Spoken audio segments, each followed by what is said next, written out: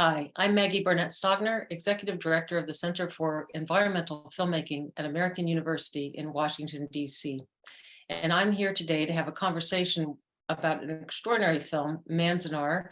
And the filmmakers, the director, and the impact producer are here with me. Let me introduce them now. It's really a pleasure to be able to have a conversation with them. Please welcome Anne Kaneko. She's the director of the film, and Jin Yu Kim, who is the producer and impact producer of the film. And I have to start out by just saying congratulations on being selected for the Jackson Wild Summit 2022 Impact Campaign finalists.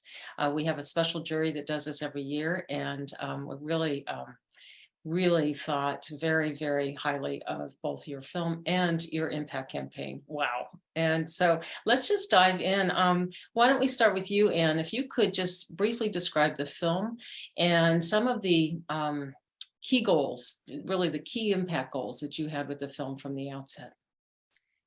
So the film is really Manazanar Diverted When Water Becomes Dust is an intersectional look at Payahunadu, or the Owens Valley, which is basically Los Angeles's watershed. So it looks at sort of these histories of forced removal and colonization that have impacted the Native American, the Japanese American, and also the ranchers who've now, many of whom have become environmentalists, given the sort of dire situation that water has taken in that area because of the dewatering of the city of Los Angeles. So I think that when we embarked on this project, we didn't quite know where it would lead us to. So truly, as water flows and meanders, this film has been that journey.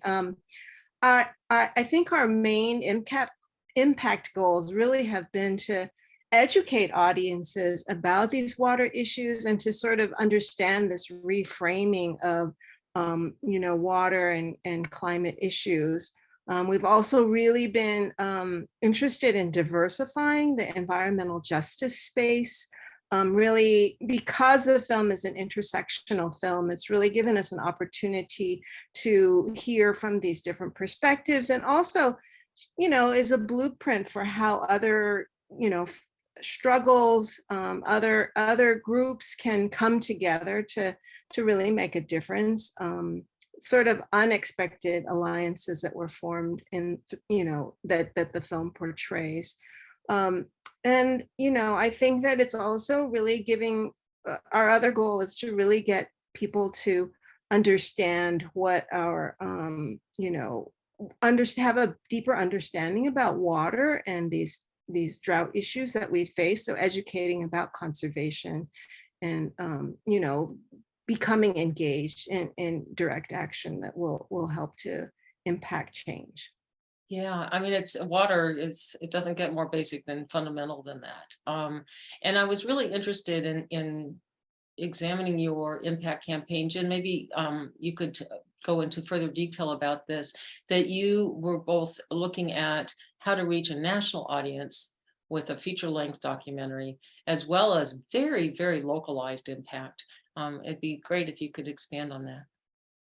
Yeah, so when we first started this film, we thought it was such a Californian story. Like, this is really like the story about the LA water history that we never knew, right? We're only told one version. Like, there's a reason why we don't see the interconnectedness of all of our communities when it comes to the LA water story. And, we do have a lot of experts in different parts of these groups, whether it's Native American, Japanese American, or environmental justice spaces, that come watch the film and they still learn something because there's all this information that hasn't been connected for any of us growing up, right? So we just really think like that interconnectedness is something that really spoke to not just like Californians living here, but just anywhere else too. As we started traveling with the film festivals, we realized like this is kind of happening everywhere. And we did know that, like, theoretically, like we knew that there's certain cities that had very similar water issues, but the fact that like it resonated so universally, like really made us think like this is this is a tangible problem that is happening everywhere. And our message of wanting to unify different groups of people together, to band together, to have solidarity, to really diversify the environmental justice space. And then also like for us, like as filmmakers, like I think one of our goals too was to make sure our documentary becomes source material for people who are doing more research. And we wanted to create all these educational materials to support that. And to, you know, like we just had a conversation with Green 2.0, and we want to have like another template for having internal screenings for environmental justice groups so that they can have, you know, more diversity and inclusion within their organization, right? So we're constantly thinking of ways to create blueprints, templates, models, so that it can not just help our film, but like other films as well. So in terms of our impact campaign, we've done a lot of different activities to support these themes.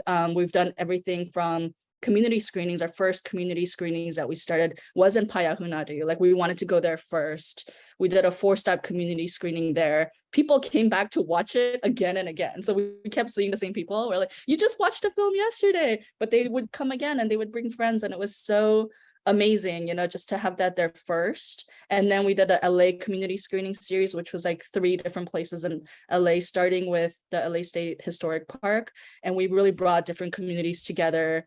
We opened up a lot of these spaces with like healing songs and acknowledgement. And our conversations have almost always included people from our films or, you know, panelists that we thought from other organizations where we could bring them together. And since then, we've just been continuing to do community screenings everywhere. We had a day of action that was a virtual, like 2.5-hour day of action right before our POV broadcast launch, which we had over 10 organizations, over 30 activists. And it was just incredible just seeing like people in each of these different regional places talking about their connection to land and how they're also dealing with very similar issues as well. That virtual day of action is still online, so people can still refer to it. And then I'm going to segue into talking about the interactive map, but I want Anne to talk about that. But one of our goals was also to like visually layer in, you know, Japanese American concentration camps, federally recognized native lands, how they're connected with environmental issues, not just at Manazanar, but at different camps, different sites. And it was an incredible amount of work. And Anne, you can talk more about that. Yeah, please, because the whole idea of actually mapping our stories, you know, in terms of going from just sitting and having that passive experience of watching a documentary, which is definitely engages us, but then to go, what do you do after that? So to be able to go to a resource and be able to expand on that engagement, and doing the visual mapping just sounds like such a great tool. Love to hear more. Anne? You know, I think it was, I mean, we both love mapping. And so, you know, Jen was sort of naively suggesting, oh, well, we can just have all of the federally recognized, you know, reservations overlaid by all the Japanese American confinement sites. All that information's already out there. And then, well, you know, and then I'm like, I pipe in and say, yeah, let's just, there's, you know, it's fairly tangible, maybe 10 places where there are really these deep you know, connections that we'll just write up these short summaries and, you know, that'll be great, right? So we pitched this idea to PBS SoCal, and, you know, and I had actually worked on an earlier logistics map of the Inland Empire with them. So I knew the team, and, you know, fortunately they jumped on the bandwagon. And so they said, sure, we'll do this. And as I was doing this research, I didn't realize how complex it would be to really kind of summarize all of these interconnecting histories. But I learned so much, and it really gave a sense of how federal agencies have been, you know, have really played a role in the way that Native Americans and Japanese Americans have been confined. And how this also connects with real land use issues. I mean, you know, certain place, you know, you know, obviously water had, well, maybe not obviously, but water was one of the prerequisites for all of the Japanese American concentration camps, because they wanted the camps to be, you know, self-sufficient agriculturally or somewhat self-sufficient. And so that was one of the prerequisites. So of course, then it all becomes about water, management. So the water reclamation and, the Bureau of Indian Affairs, the INS in terms of thinking about confinement of the quote unquote alien, the potential alien enemies, and the way that they were treated and handled really was the thought that, okay, we're going to deport you if we find that you've done wrongdoing. And so that all of those issues really resonate with where we are today, dealing with immigration, dealing with water and, land use, and also with, and recognizing Indigenous people in this country. So where, and also like ongoing issues like the potential development of a solar ranch across from Manzanar. I mean, the same situation near Manadoka is happening with wind power. So, I think that people will really have an opportunity to think about all of these issues in a wider way by looking at this map. Yeah, and being able to represent history in that through a very different set of lenses. I mean, you talked earlier about the intersectionality of your approach, and I think we hear that term kind of thrown around these days, but this is such a great example of a truly intersectional approach that really reveals a very different history and a very different kind of set of understanding and parameters of what the actions of our government, the actions of land owners, the actions of people in power. One of the things that we do in our CEF Impact Media, and you can, if you haven't seen this, it's just www.cefimpactmedia.org. And that's the research that we've been doing the last 2.5, 3 years. And a lot of case studies. Of course, I want to absolutely do a case study about your film. But one of the things that we looked at was the ability for the filmmaking process itself from the very, very outset of that first idea to have impact. It's not just impact at the end of the film. You do a film and then you think about, oh yeah, how am I going to get this out there? So Jen, I'd really love for you to talk about how did you set out? What was that first conversation that you and Anne had about, what are we going to do with this film? What is that impact from day one that involves who you choose as your, casting your characters, who you choose to interview, who you choose to partner with, who you choose to engage at that very early stage? Yeah, I mean, the reason why I joined this project was because of its impact potential. So I've known Anne for a very long time. She was my mentor in 2007 when I was an emerging filmmaker. And, I went to film school, I started producing, and she reached out to me like 10 years later and asked me to produce the film. And at first I really wasn't sure, like, why me? I'm Korean American, I'm not Japanese American. I don't have like a direct tie to it. I don't necessarily consider myself an environmental justice person or conservationist. So I was like, why? But then when I read her treatment, I was like, everyone who lives in Southern California must watch this, because this information could really change the way people grow up. Like, had I known this information when I was younger, could I have become more environmentally conscious? Could I have been looking at different groups and seeing like how history has treated them and how we can help or, make sure it doesn't happen to other groups, right? So I think like something like this it should be in the history books, but it's not. And there was a reason why that information was kept from us. And so that was kind of like the impact potential that really drew me into this story. Was no one really knows how connected we are. And if we live in Southern California and elsewhere in other metropolitan areas, we're all connected by region and by where we get our water from and who had to pay for us to be able to get that water, which communities had to suffer. Most people don't know their own water history. So we really wanted that education piece to be like the number one goal, because in and of itself, when you watch the film, you're going to learn something. And we wanted to push that, right? So we developed all these educational materials to really like support those that mission of educating Angelenos, like from and elsewhere too, but from college and on. And POV also helped us develop those learning materials as well.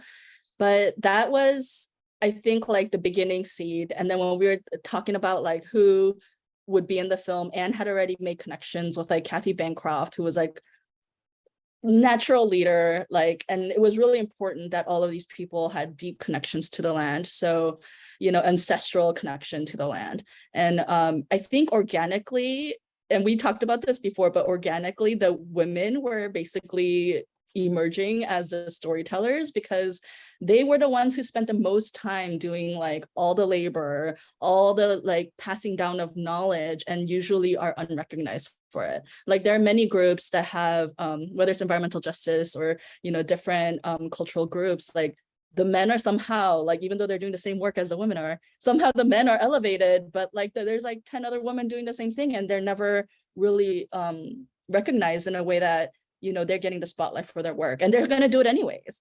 So we're like, why don't we spotlight these women who are going to be the ones who are still doing the work when we leave, you know, when other people leave, and they're going to be the ones who are passing down generational knowledge. And so we really wanted to make sure we platform these people, especially the women leaders. And that, I think, as filmmakers, was something that was an impactful decision that we made from the get-go. What else? And I think there's so much more. Well, I just want to say that, you know, I had this idea for this film, but, you know, I really lucked out in that, you know, I have a producer who is an impact producer.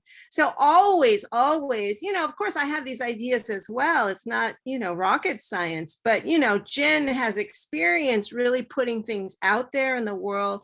And so that, you know, that experience and that vision, I mean, we really kind of work together to have these ideas. But then, you know, having these ideas is one thing, but then to really make it happen, it's just like, you know, we both have equally sort of worked on trying to really make this happen, and, you know, putting that day of action together and reaching out to those organizations. I mean, for example, that was like, Jen was like, oh, it's just like 3 organizations that we'll reach out to. We'll keep it really simple. But we had this vision of this day of action that, you know, Tsuru for Solidarity had done, that went across the country. And so I kept like, well, what about this organization? That'd be really easy. They'll be down for the ride. And so it just grew and grew and grew. But I feel like having that support really helped us to, you know, have the synergy to make this happen. And I think other organizations as well, I mean, they've really been so happy and so, you know, enthusiastic about supporting and participating in the things that we've done. And we couldn't have done it without any of these people, right? So, you know, and it's just sort of grown and, you know, continues to grow. I mean, I think we really have, you know, like Jen said, we really sort of visualize, well, we'll start with Southern California. Well, we'll start with California, the West Coast. Drought issues impact everyone on the West Coast. In the West, you know, we're kind of right now growing to really reach out the rest of the country. Even though we've had some screenings elsewhere, there's still so much more potential for taking this. And of course, the, you know, the POV broadcast was huge because the film was seen across the nation, right?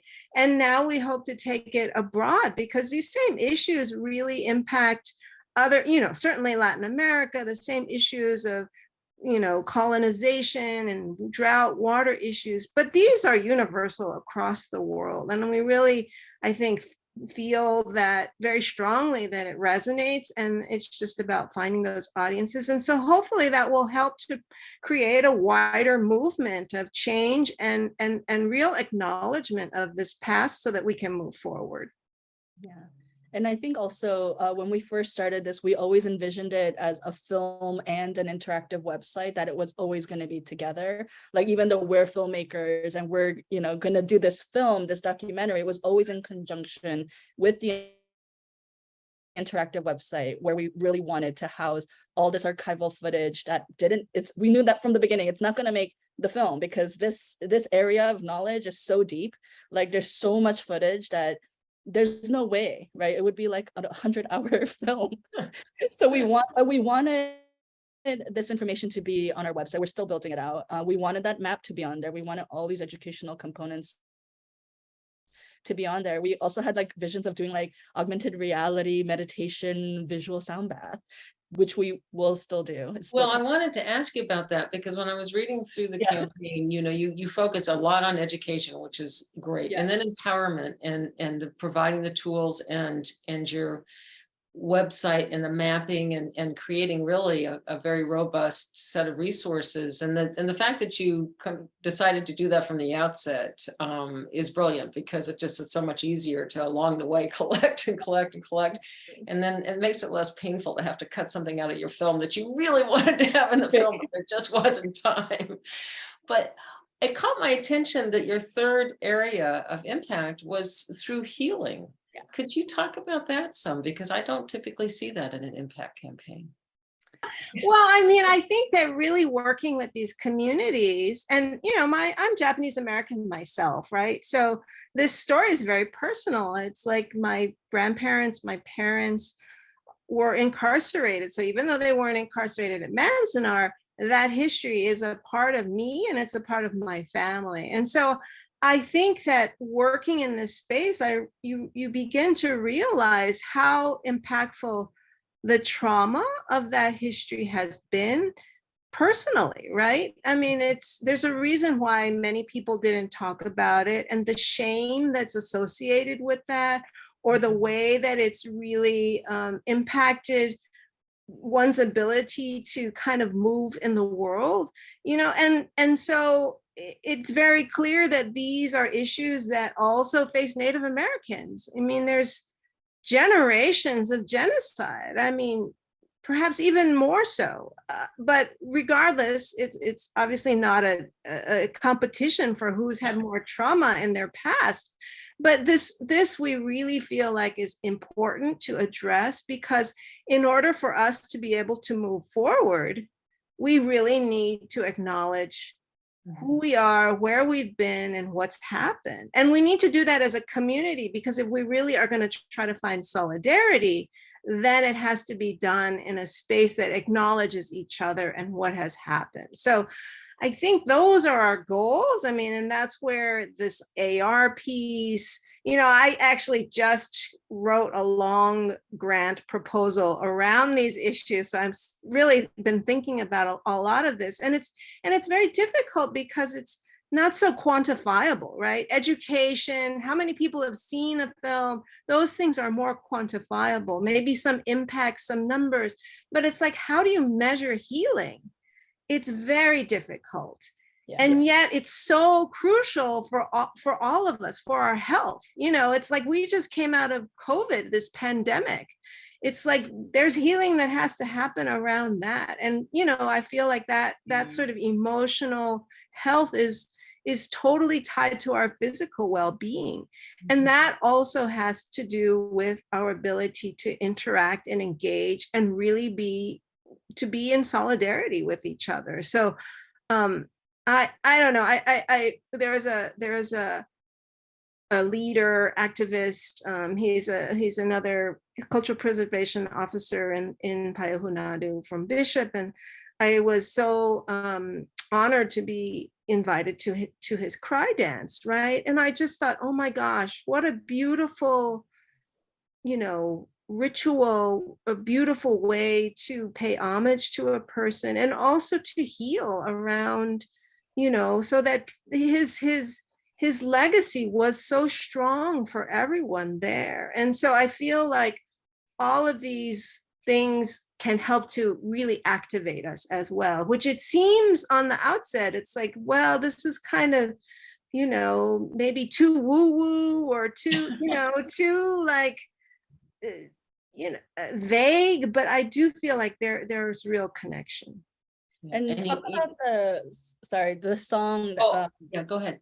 Oh, yeah. So when I went to a screening in Twin Cities, and I'd never been to Minneapolis before, and it's the Minnesota Historic Society in partnership with the JACL, which is the Japanese American Citizens League, as well as many other organizations. They had reached out to Oyate Hotanin, which is another Native American organization there. I was so pleased because it really was a fruition of our ideas of bringing different groups together.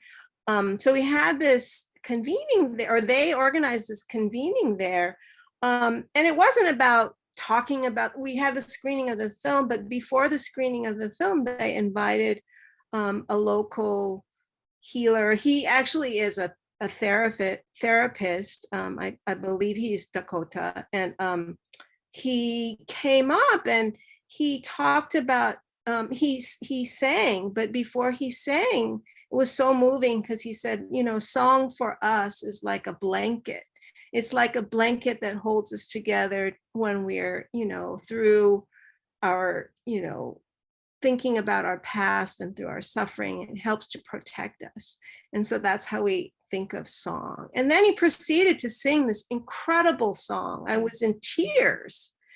And so I feel like, you know, so of course I reached out to him to be one of our advisors, consultants, as we think about this process. His name is Micah Nicky, if he's out there. But, you know, it's just so it's really, I think we had this idea early on, but because, you know, through this process, as our network has grown, it's really given us an opportunity to make this happen, to start to see it solidify and come into being. And so, you know, we still have more things coming. You know, another thing that we really want to do is to have a screen, well, the music in the film, you know, the composers were so instrumental in creating this contemplative space in the film. And so we want to have a site-specific, you know, performance of all of the sound and musicians coming together to perform there. And we feel like that will be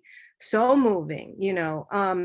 But, you know, because the film was scored completely virtually. Everyone was in their own space. So to bring them all together and to do that in person on the land, you know, when you go to Manazanar, you feel the ghosts that are still there from not, you know, not just Japanese American, it's like all of the history that's happened there. You feel it, it's very strong. And so I think to be able to interact with that again is an amazing possibility.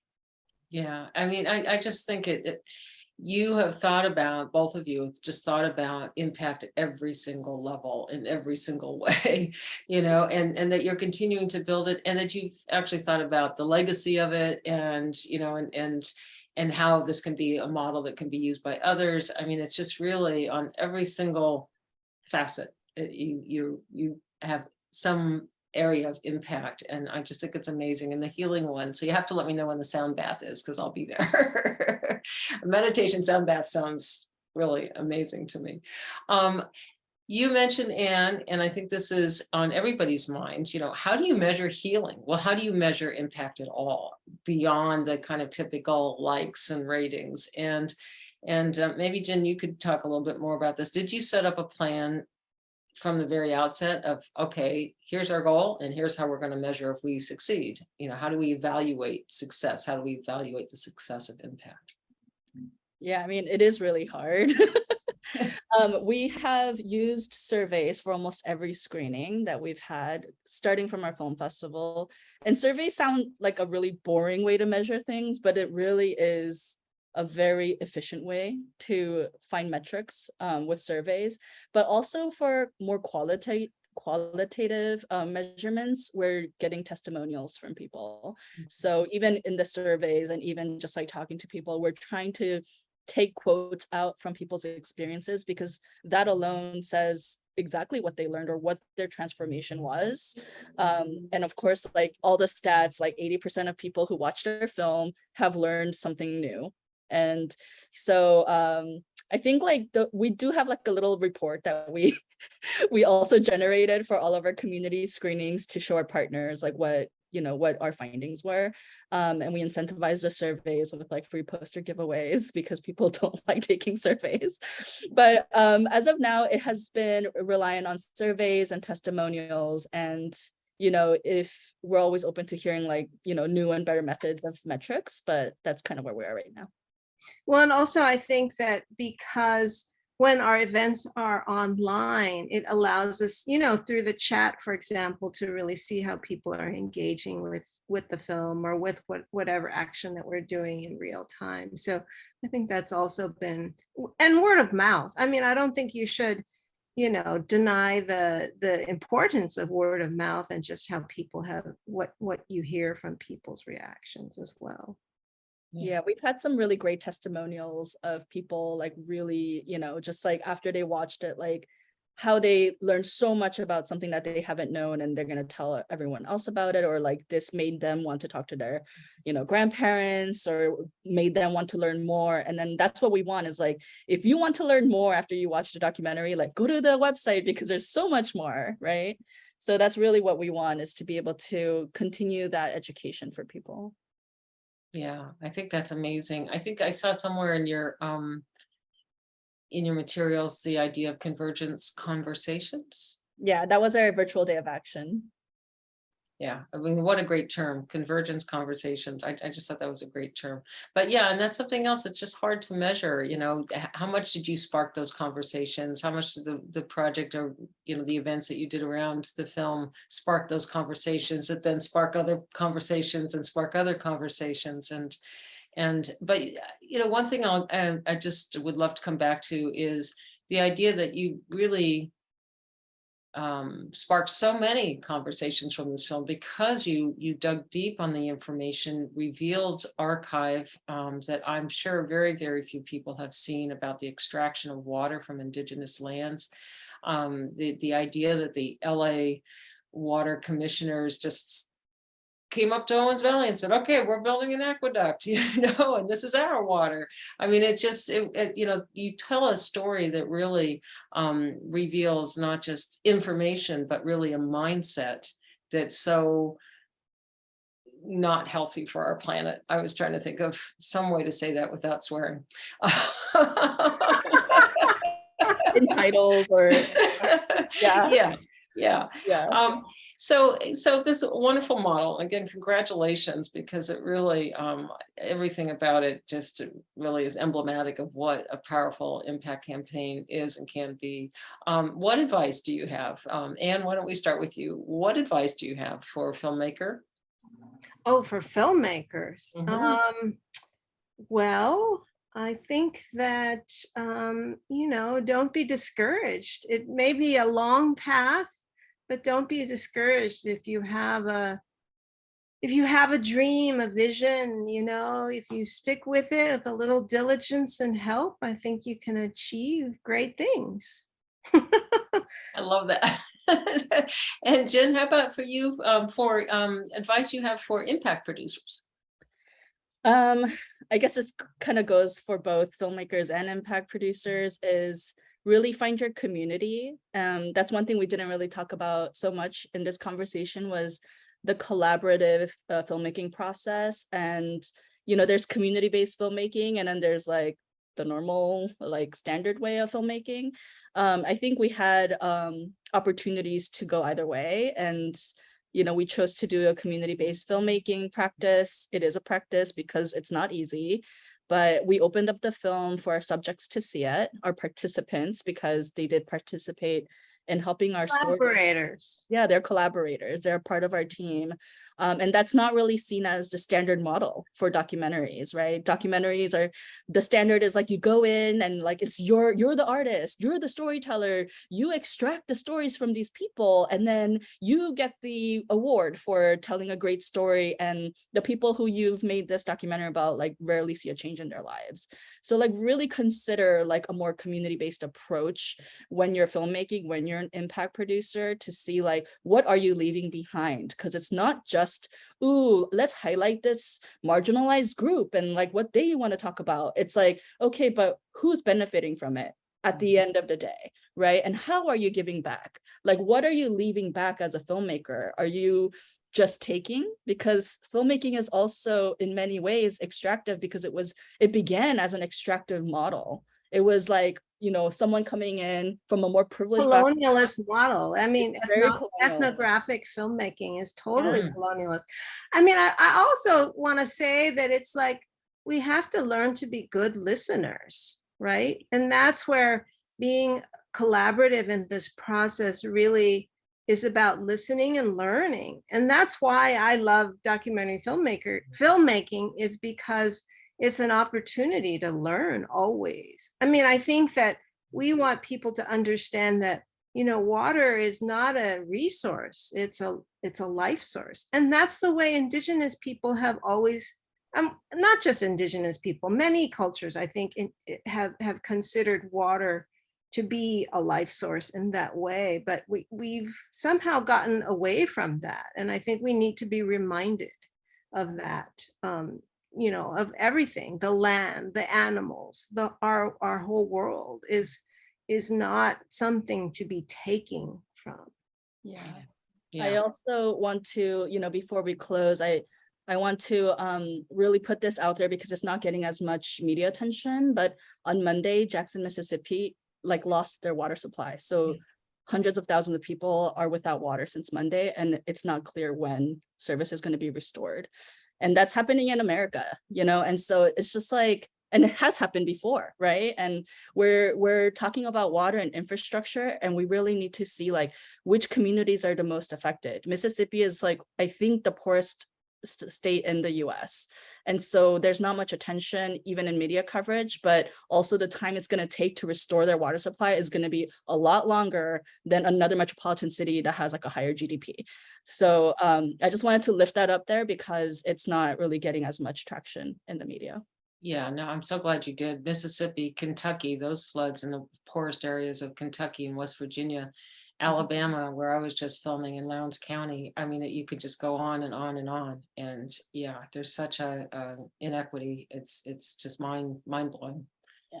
I'm so glad you brought up the community filmmaking. That is absolutely key, and it's a trend we're seeing increase slowly but steadily around the world. And I really appreciate that you really explained how you went about that, what it takes, and the impact in and of itself that has. That when you listen and you work together with a community and you work as filmmaker and participants, and you really think hard all the way through, what am I going to give back as a filmmaker? What am I going to give back to the community? How is the community going to benefit from this, instead of just goodbye? It's a very different mindset, and it's a much I don't know, as a filmmaker, I would say much more satisfying, but I mean, the important thing is it's a much higher impact. Yeah. When you approach Yeah, filmmaking that way. We don't want that to be a trend. We want that to be the model. Yes, thank you.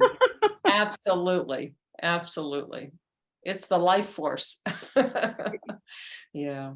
Well, listen, congratulations to you both so much. And I look forward to hearing more about more activities around your film, and hope that everybody gets a chance to see it. And just what an extraordinary impact campaign. Congratulations. Thank you so much. This has been great. Thank you so much, Maggie. And I just want to do a last plug. Our website at www.manzanardiverted.com is continuously being updated. So we will have so much more materials if you check back today, next month, it's on a rolling basis. So we hope that people continue engaging with us. Thank you. Thank you, Maggie. Thank you.